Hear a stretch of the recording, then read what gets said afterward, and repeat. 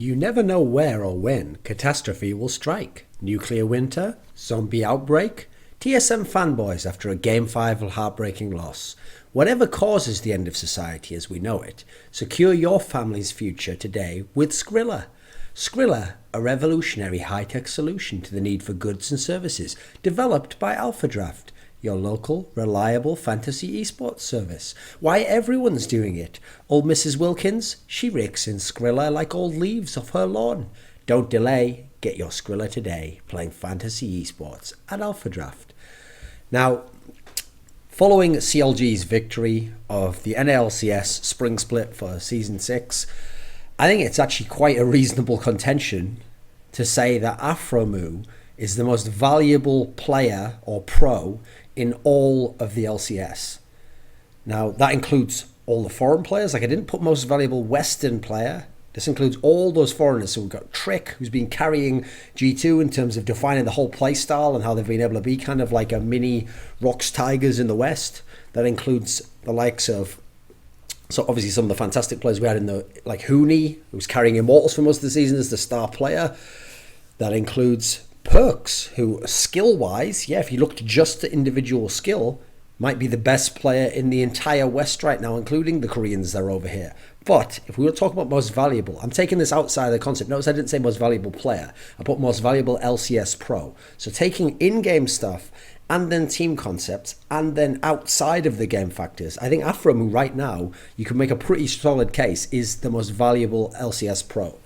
So first of all, he's a shot caller. Now, we know, I've always said this on some of the Insight episodes, to me, good shot callers are worth their weight in gold. Because, I mean, you could count on one hand how many legitimately good Western shot callers there are. And when we say Western shot callers that are good, we don't just mean people that are good in regular season. We mean people who can sustain it, who can do it in playoffs, who can do it in high-pressure situations, who can do it when they're facing really good opponents. I mean, for example, we heard all these comments during the season about Odoamne and Ryu doing all this good shot calling at HQK, and then they repeatedly, in the key games, made bad calls, and these players made bad plays that didn't even seem to fit into the team concept. So we saw maybe the shot calling was good at times, but they weren't quite as fantastic shot callers as we thought of. They weren't up there in the kind of category that in the past we've had. Obviously, High, probably still to this day, remains up there as a legendary shot caller. Yellow Star at times has been considered it, particularly when he was in Fnatic, and now Aphromoo in CLG. So he's a shot caller, already in an incredibly valuable position, and already a role rather, and one that's very, very thin on the ground in LCS. Then add in, though, this is what makes him utterly unique in my opinion of all the players at LCS right now. He's also one of the best players individually at his position.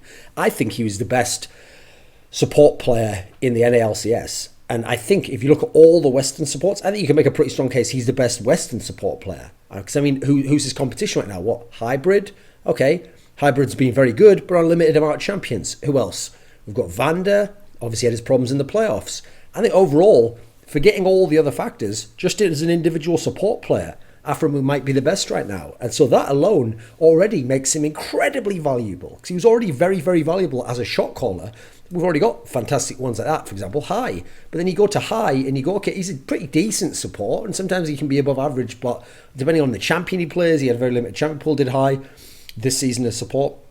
And he just switched to the position, and no one would consider him just individually with no other shot calling aspects to be the best at his position. Aphromoo can make both claims. Really good shot caller and really good individual support player. So he's got both at the same time. I think he's the only player I can think of in the West who's got that at the moment, in the Western regions that is. Then you've got to consider he's a high impact player. This guy literally makes plays. I mean, throughout his time in CLG, he's been called upon to be the guy who was the engaged support player and would have to make the big plays and start the fights, the engagements, and have that responsibility riding on his shoulders added into what we now consider these other factors, especially when he's in this team now where you've got guys like Stixay, you've got guys like Hui, who aren't going to necessarily make crazy plays themselves, aren't necessarily going to have the confidence to know when to do so, and need a bit of leadership in terms of they're more rookies. So it's still on him to be the impact player in many ways. Then you consider he's a playmaker. Like, he actually will,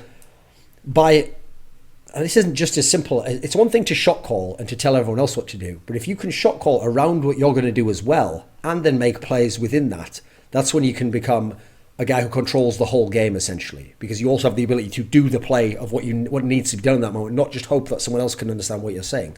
He's also a fantastic teammate. I mean, you go throughout the history of LCS, and it's hard to find anyone who's been on those CLG teams who says Aphromoo was a bad teammate. I think the closest link came was it suggesting in that 17-page document that like maybe Aphromoo like sided with Doublelift at times or had to keep Doublelift happy. It almost sounded a bit like when Phil Jackson was with the Lakers in the early 2000s, and he even essentially admitted, like, yeah, I mainly tried to keep Shaq happy because that was a guy who's shooting the highest percentage on field goals in the league, and he was the MVP of the whole league. So obviously you're going to keep that guy happy if it's a choice of him or someone else. Almost felt like that's the reason he made that choice, because if I had to choose between Doublelift and Link, I know where I'm going to get a more reliable performance, and I know which is going to make the team run smoother, unfortunately. Then you've got to consider, but aside from that very small issue, everyone raves about Aphromoo and how great he is to play with and how he's a very solid guy, and you very rarely hear any kind of like snark back at him or bitterness, except perhaps in the case of Doublelift at times, and even then Doublelift's overcome it seems at times. Then you've got to consider he seems to be very dedicated. Like there's many times this guy could have retired, could have quit because he was having all those problems in the past. Remember all those past seasons where he didn't succeed and he was bombing in the playoffs and his team was falling apart and never fulfilling the destiny that it seemed to have for the first half of a split, and then becoming a laughing stock in playoffs, going out in the first round. And he also, at the time, he might have thought, yeah, I'm stuck with Doublelift forever if I stay here. Oh, Link's probably never going to leave. We're never going to have a jungler in CLG. So at the time, it made sense to think that, you know what, maybe eventually we'd just retire at this point. No, he's stuck with it. He's kept going. He's even kept going through multiple rebuilds of the team, especially this last one, where on paper, it really looked very sparse. I mean, I still to this day, now they've won LCS, I still don't think they have amazing players at all the positions, or even top players at all the positions. But he was able to stick with that and rededicate himself to this task, much in the way as Yellow Star, when he got all those rookies and people we didn't expect to be so good in the beginning of season 5, also was like, right, I'm signing up for another year, and this is maybe even going to be a harder year than any of my past ones, when he was considering perhaps retiring. Finally, Aphromoo is someone who facilitates others, not just in terms of shot calling, not just in terms of individual play as a support player with the AD carry, not just in terms of making plays and being the engaged player, but also in as much as you can tell by the way that he puts people at ease, by the way that he plays as a team player with other people and sets them up and knows what they need and knows how to run for them. In this particular sense, this guy is also fantastic because he brings more out of other guys. You look at guys like Stixay and Hui, you really think these guys would be having any of these performances if they weren't playing with Aphromoo? Seems hard to believe, to me at least. I don't think they'd have the environment to do so. I don't think they'd have the impetus to do so. I think they need someone telling them at times to do these things. And they're still not amazing players right now. And yet they're winning the fucking league and the league title. So let's think about it. This guy's history. He's another player who didn't start out as a support player, yet he's become one of the support players. He was an AD carry before, and he had all these problems, always choking at land, supposedly. Now he's one of the best support players, and you can just forget his whole history as an AD carry. It doesn't matter. It's irrelevant, actually, to what he's actually accomplished with his career.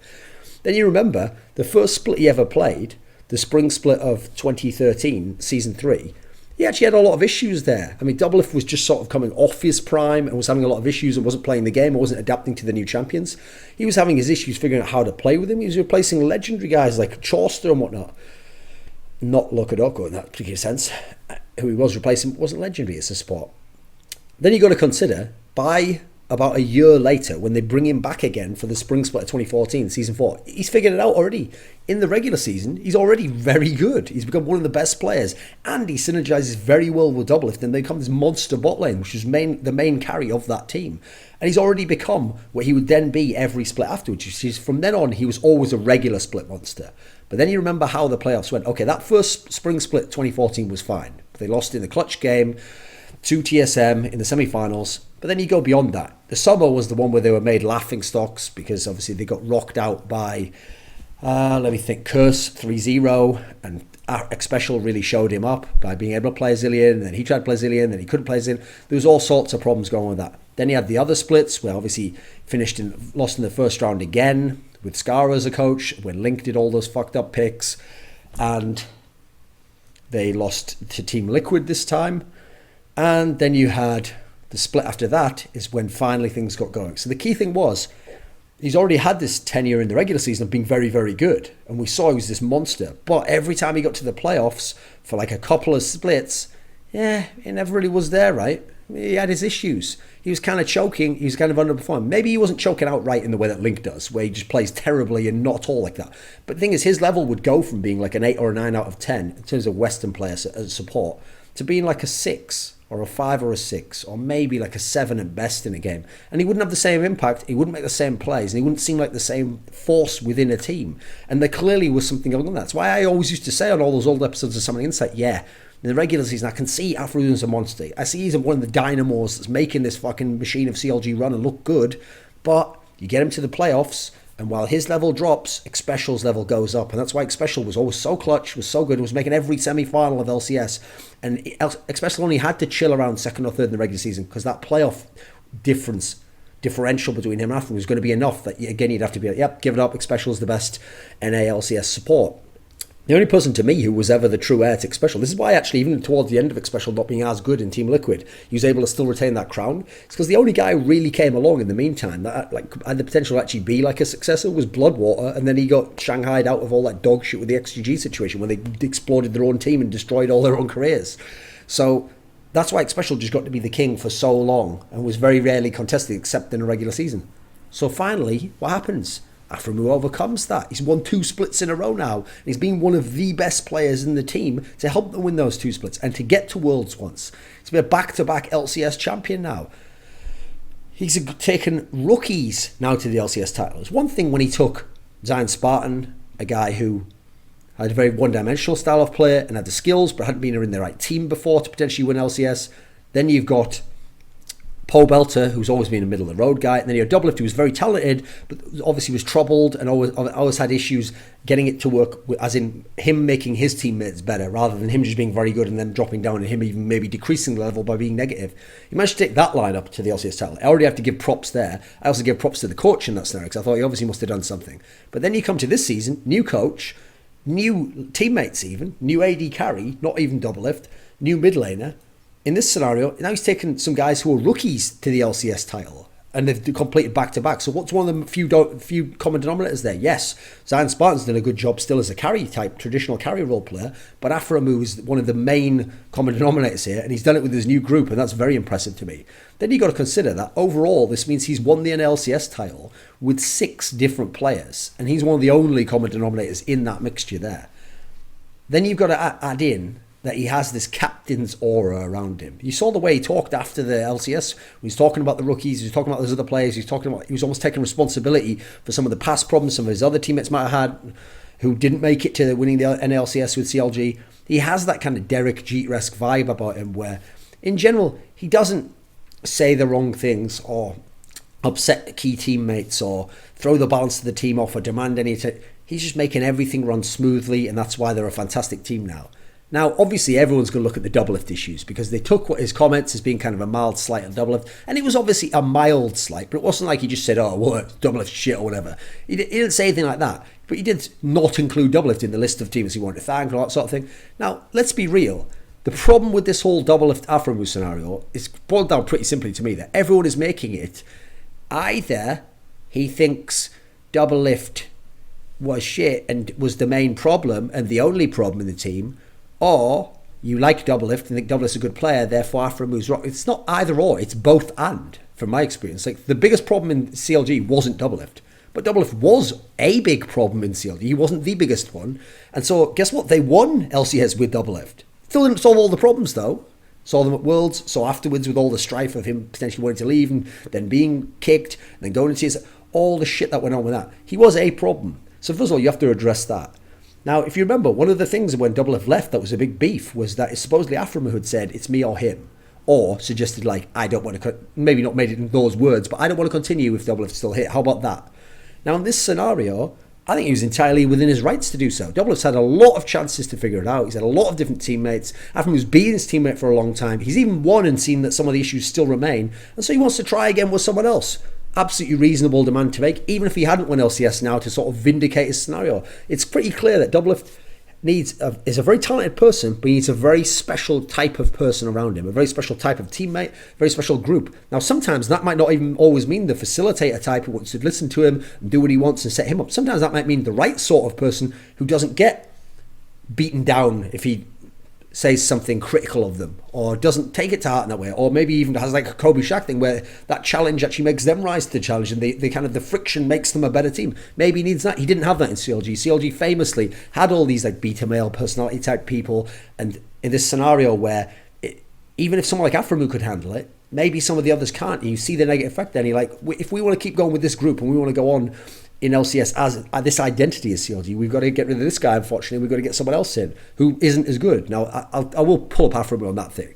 Bullshit, Stixay halfway through the year is better than Doublelift. No. Now, CLG as a team is better than TSM, or they were in the playoffs. Stixay as an AD carry, let's not get crazy here. He's a middle of the pack player.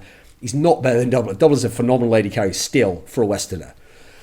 Now, obviously, the success of winning LCS does to some degree vindicate Kicking him in this particular sense, but I think it's more taking the responsibility for what was Doublelift's team to actually come along and say, you know what, if I'm going to continue on, I'm going to be a key part of this team, I'm going to rebuild this side and try and win LCS again and go into Season 6, I want to have a different scenario here. I want to have a different environment, and obviously Hotshot was on the same page, and we're going to have to let Doublelift go at this point in time. I mean, they're giving him years at that point in time. He's not owed like a place in CLG forever. We're going to rebuild and we're going to go a different route. And you know what? That route turns out to have been a successful one, and now they're back-to-back champions. And consider it, TSM has won LCS 3 times. Cloud9 have won LCS 2 times. CLG have already caught up, basically, in 2 splits because they've just won back-to-back. This is fantastic. What a way to turn that whole story and the whole history of CLG in the LCS era, where they were a joke and at best usually challenging for like 3rd or 4th when you consider they would always fail in the playoffs, to now being right up there in terms of titles, and a big part of that is Aphromoo. So to me, overall, taking every factor, right now, I'm saying he's the most valuable LCS pro. Now, as a player, sure, you can give me perks, forgive him. We can talk about all these guys, whoever you want to talk about.